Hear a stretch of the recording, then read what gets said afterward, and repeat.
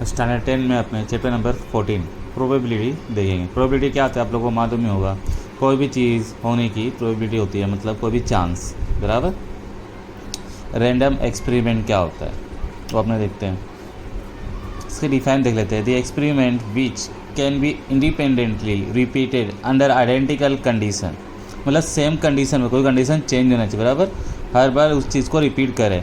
And all its possible outcomes are known, और उसको जो भी उसमें आंसर आना हो, आउटकम्स आ रहे हैं, तो वो सारे क्या होना चाहिए, अपने को मालूम होना चाहिए। But which of the outcome will appear can not be predict, अब उस टाइम पे कौन सा आउटकम आने वाला है वो अपने को मालूम ना हो, अपने पहचान ना सके।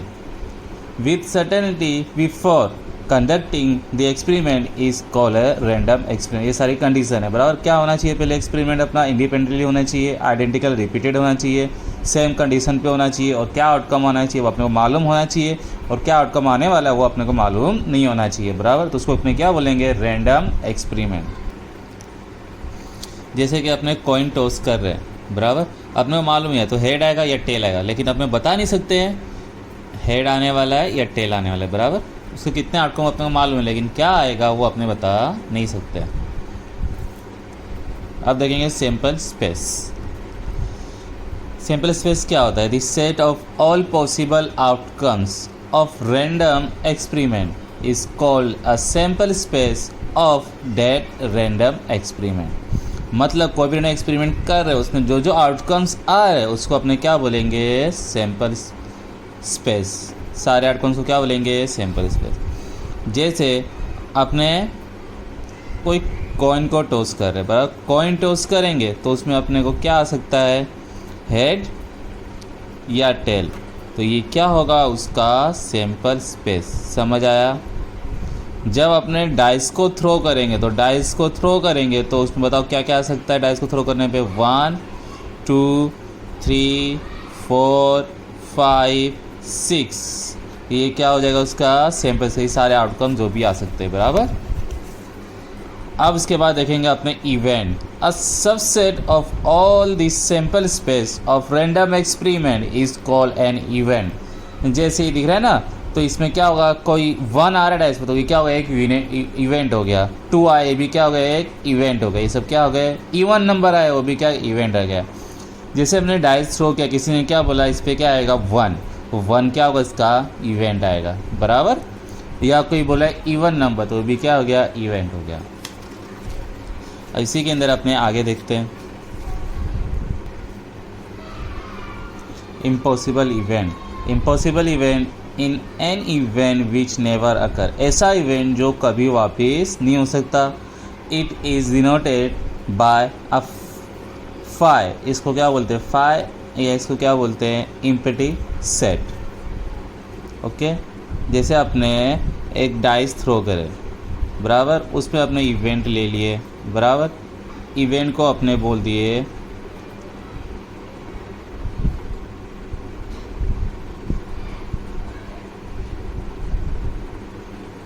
गेटिंग 7, बराबर, और डाइस के ऊपर क्या आएगा, 7 आ सकता है। सिंपल सी बात है, 7 आ सकता है, उस पर नहीं आ सकता तो इसको अपने क्या बोलेंगे, a इज़ इक्वल टू 5, इसका इवेंट हो जाएगा। और इम्पॉसिबल इवेंट की प्रोबेबिलिटी क्या होती है, 0, याद रखना।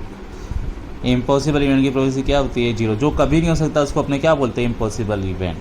मंडे के बाद थर्सडे आना, थर्सडे आ सकता है, नहीं, तो उसको अपने क्या बोलेंगे, इम्पॉसिबल। उसकी प्रोबेबिलिटी क्या होगी, हमेशा 0, क्योंकि वो हो ही नहीं सकता।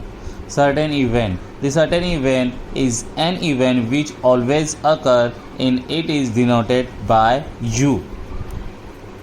कोई इवेंट, जैसे आपने क्या बोले, मंडे के बाद क्या आएगा, ट्यूसडे, इसके अलावा कुछ हो सकता है, नहीं, तो ये क्या है, सर्टेन इवेंट। तो सर्टेन इवेंट की प्रोबेबिलिटी क्या होती है, 1, याद रखना। इम्पॉसिबल इवेंट की प्रोबेबिलिटी होती है 0, सर्टेन इवेंट की प्रोबेबिलिटी क्या होती है, 1। अब अपने देखेंगे कॉम्प्लीमेंट्री इवेंट्स।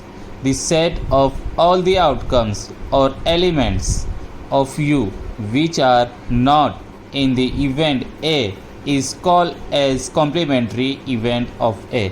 जैसे अपने पास एक डाइस थ्रो कर रहे हैं, बराबर। तो उसका सैंपल स्पेस आपका बन रहा है 1 2 3 4 5 6। कोई इवेंट ले लिए, किसी ने बोला ए, डाइस थ्रो करेंगे, क्या आएगा उस पर इवन नंबर, बराबर।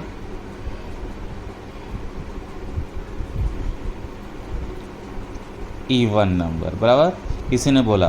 तो इसके आउटकम्स क्या होंगे? आप इवन नंबर क्या क्या हो सकता है डाइस पे? 2 4 एंड 6। अब इसका कॉम्प्लीमेंट्री इवेंट क्या होगा, उसको अपने क्या बोलेंगे?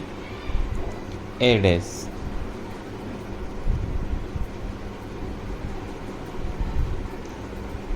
Getting even number, okay. तो क्या होगा, अपने को क्या करना होगा? पूरे सैंपल स्पेस में से ये ए के एलिमेंट को माइनस कर दो। मतलब अपने पास क्या है? 1 2 3 4 5 6, उसमें से ये सारे एलिमेंट को निकाल दो। तो क्या बचा अपने पास? Odd number. क्या बचा? Odd number. अब इसी को अपने प्रोबेबिलिटी में लिख सकते हैं। तो कॉम्प्लीमेंट्री इवेंट की प्रोबेबिलिटी क्या होती है? P of A dash is equal to sample space U को क्या बोलने का? 1 माइनस पी ऑफ ए। या सेकेंड फॉर्मूला अपना हो सकता है P of A plus P of A dash is equal to 1। ये सारे हो गए अपने फॉर्मूला, बराबर। याद रखना, इम्पॉसिबल इवेंट की प्रोबेबिलिटी क्या होती है? 0। सर्टेन इवेंट की प्रोबेबिलिटी क्या होती है? 1। एंड कॉम्प्लीमेंट्री इवेंट की प्रोबेबिलिटी क्या होगी आपकी? 1 में से उसको माइनस कर देने का। और प्रोबेबिलिटी की फॉर्मूला क्या है? प्रोबेबिलिटी ऑफ इवेंट ए, कोई भी इवेंट ले तो क्या होता है? Favourable outcomes of event A और divided by total numbers of outcomes, बराबर। ये हो गया उसका फॉर्मूला। समझ आ गया होगा सबको।